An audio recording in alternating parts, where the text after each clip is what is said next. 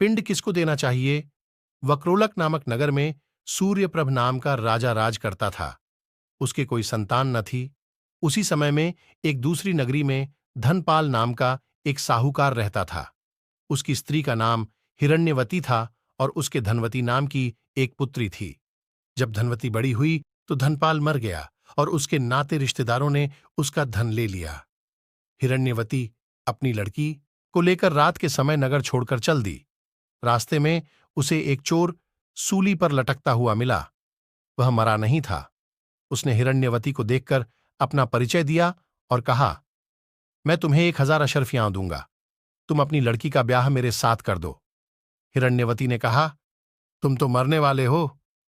चोर बोला, मेरे कोई पुत्र नहीं है और निपूते की परलोक में सदगति नहीं होती। अगर मेरी आज्ञा से और किसी से भी इसके पुत्र पैदा हो जाएगा तो मुझे सदगति मिल जाएगी। हिरण्यवती ने लोभ के वश होकर उसकी बात मान ली और धनवती का ब्याह उसके साथ कर दिया।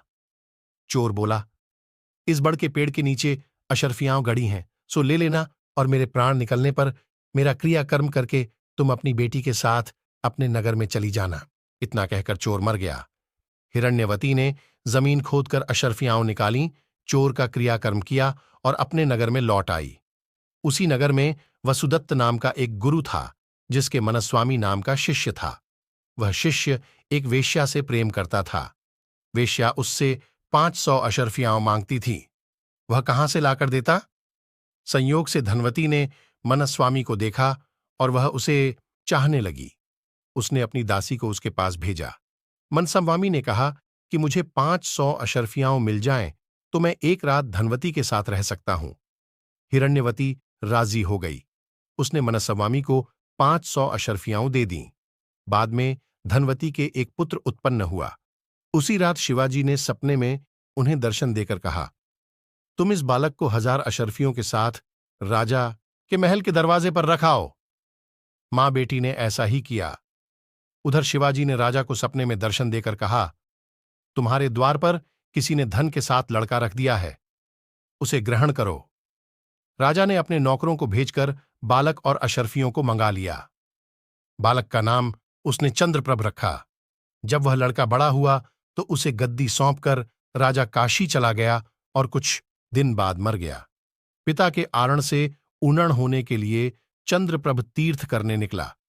जब वह घूमते हुए गयाकूब पहुंचा और पिंडदान किया तो उसमें से 3 हाथ एक साथ निकले।